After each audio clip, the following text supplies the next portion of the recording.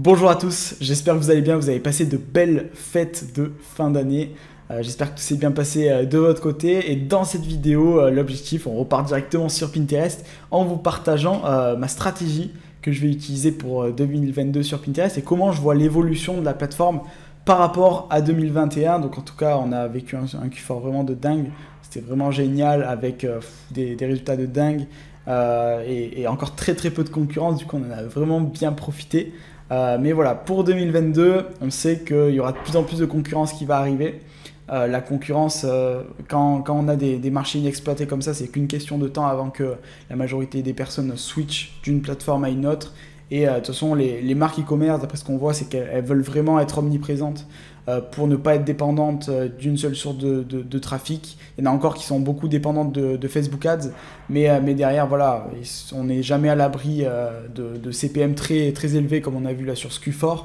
On n'est jamais à l'abri de gros blocages publicitaires.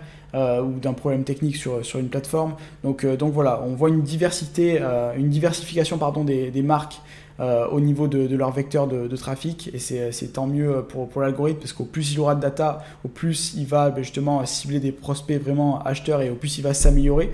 Donc ça va dans le bon sens. Donc concernant les différents points, je vais commencer à vous les évoquer directement. Donc ce qui va être bien, c'est que nous, on a beaucoup de comptes Pinterest qu'on gère depuis vraiment plusieurs mois, voire plusieurs années pour certains. Et eux, ces comptes-là, souvent on a des comptes vraiment stables, et ces comptes-là, on voit de plus en plus l'effet cumulé. À force de publier côté organique, côté publicité, on voit l'effet cumulé et ça va encore se prolonger en 2022. Donc sur ces comptes-là, notre but, c'est la stabilité, c'est pas de faire un gros up et après que ça crache, c'est vraiment d'avoir de la stabilité sur le long terme. Et si on veut un jour, les marques e-commerce, les fondateurs des marques e-commerce souhaitent vendre leur marque, en termes de valeur monétaire, c'est pas du tout la même quand on a du trafic qui arrive tous les jours de manière organique, de la publicité qui tourne. Et donc c'est ça qu'on cherche, de la stabilité pour ces marques e-commerce là. Donc il y aura cette partie là où les effets cumulés travaillent pour nous de jour en jour. Donc ça c'est vraiment génial.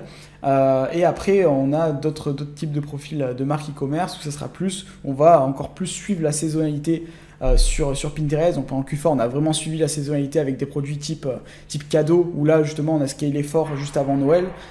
Mais voilà, il y a différentes saisonnalités, et Pinterest, vu que les personnes cherchent de l'inspiration, la saisonnalité elle est vraiment très présente.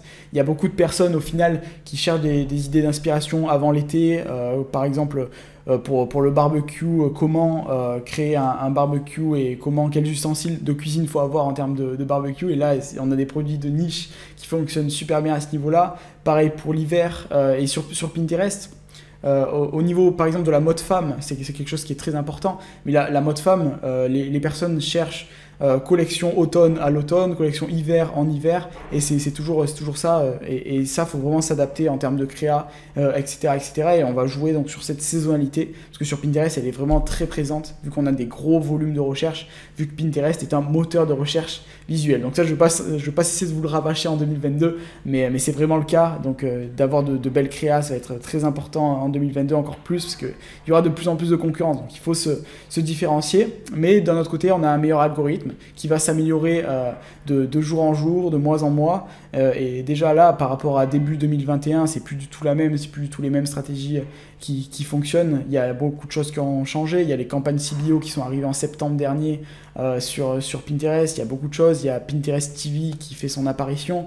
Pinterest veut mettre en avant les créateurs. Donc c'est une plateforme qui évolue sans cesse. Ils seront sans cesse dans l'évolution, et directement, si on suit les tendances de Pinterest et on suit justement ce que les fondateurs de Pinterest veulent, directement en termes de résultats, c'est pas du tout la même. Donc il y a ce niveau-là de recherche où voir exactement ce qui fonctionne, sachant que les stratégies évoluent très vite. Donc ça va être ça aussi l'un de nos objectifs sur Pinterest, et je vais vous le faire partager aussi un petit peu sur cette chaîne YouTube. Vous partagez les différents détails des choses qui évoluent du côté de chez Pinterest, comment ça évolue, qu'est-ce qu'ils veulent mettre en avant, et comment vous pouvez l'utiliser aussi pour votre e-commerce. Donc voilà, de mon côté, je me fais toujours accompagner par les meilleurs de Pinterest, donc des personnes qui ne sont pas très connues mais qui dépensent énormément sur Pinterest, les numéros 1 mondiaux également. Donc voilà, c'est du contenu que je partage en exclusivité aux personnes que je coach et que j'accompagne, et aussi une partie de ce contenu sur cette chaîne YouTube. Donc sur cette chaîne YouTube, il y aura pas mal de vidéos qui vont être postées sur cette année 2022, où je vais partager les différentes choses, les différentes stratégies qu'on va utiliser, qui vont évoluer au cours de l'année.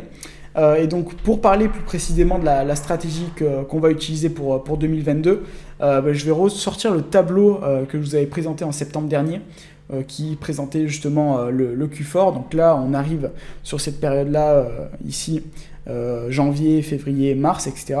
Donc le but, comme il le dit ici, c'est assurer pour janvier. Donc en soi, les budgets publicitaires, ils restent assez conséquents, mine de rien, comparé au mois d'octobre, parce que on a tout ce trafic-là qu'on recible, qui n'ont pas forcément acheté pour Noël, mais qui sont quand même des profils très intéressants. Donc il ne faut pas hésiter à laisser un budget assez important. Et le mois de janvier, février et même mars, jusqu'à début mars, c'est des mois qui fonctionnent super bien, encore grâce au pic du Q4.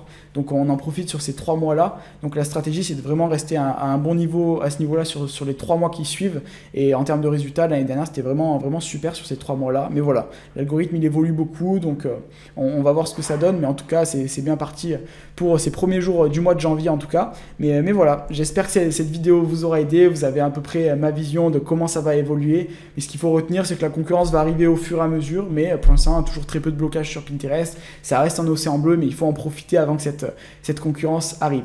Donc voilà, si vous êtes intéressé pour en savoir plus et découvrir comment on fait pour générer plus de 3 000 euros par jour en moyenne, du coup sur cette année 2021, je vous laisse le lien en dessous de la méthode BPO où je vous détaille en exclusivité donc les stratégies qu'on utilise sur Pinterest, Pinterest Ads, pour avoir cet écosystème qui va nous faire performer pendant tout 2022. Donc voilà, je vous mets le lien juste en dessous de cette vidéo et on se dit à tout de suite dans la vidéo.